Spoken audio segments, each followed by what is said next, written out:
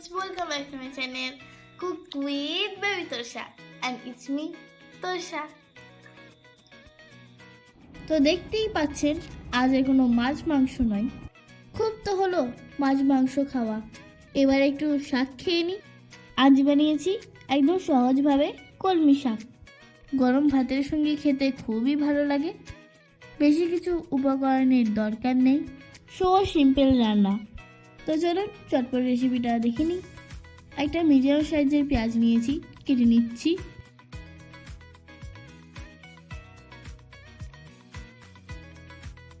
শাকটা কেটে ধুয়ে পরিষ্কার মা আগেই করে দিয়েছে।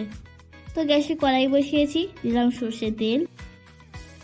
তেলটা গরম হলে দিচ্ছি দুটো শুকনো লঙ্কা, লঙ্কাগুলো ছিঁড়ে দিলাম। এখন দিচ্ছি কুচি করে রাখা কয়েকটা রসুন,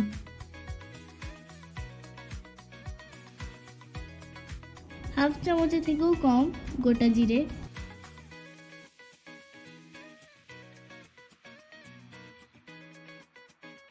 এগুলো একটু তেলে ভেজে নিচ্ছি।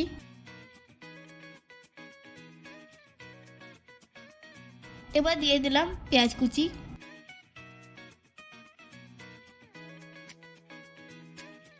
পেঁয়াজটা গোল্ডেন ব্রাউন করে ভেজে নেব।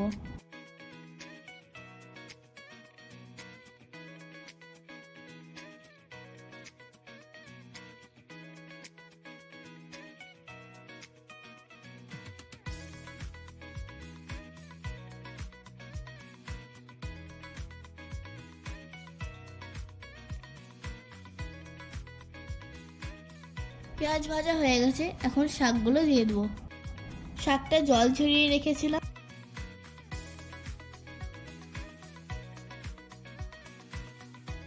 এখন দিয়ে দিলাম স্বাদ মতো লবণ।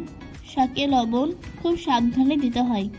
এখন নাড়বো না, শুধু ঢাকা দিয়ে স্লো আঁচে রেখে দেবো। এখন ঢাকনা খুলে শাকটা নেড়ে নিচ্ছি।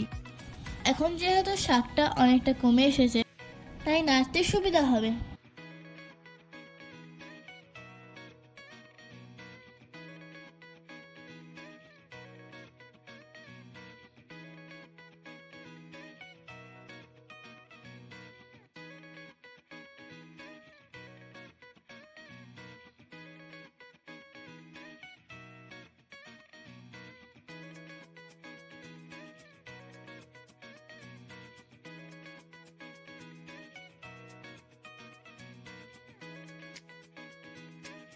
শাকটা সেদ্ধ হয়ে গেছে, তাই অল্প একটু চিনি দিয়ে দিলাম।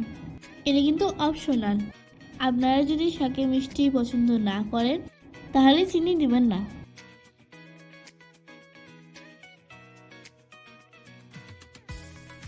শাক একদম ঝরঝরে হয়ে গেছে, রান্নাটা কমপ্লিট। তাহলে দেখলেন তো কত সহজ রেসিপি, এটা খেতেও কিন্তু দারুণ লাগে।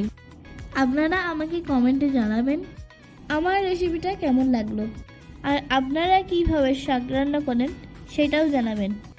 দেখুন কি সুন্দর ঝরঝরে হয়ে গেছে। এখন গ্যাসটা বন্ধ করে দিচ্ছি। ভিডিওটা ভালো লাগলে একটা লাইক দিবেন, চ্যানেলটা সাবস্ক্রাইব করবেন, পাশে থাকা বেল আইকনটা প্রেস করবেন। টাটা, ভালো থাকবেন।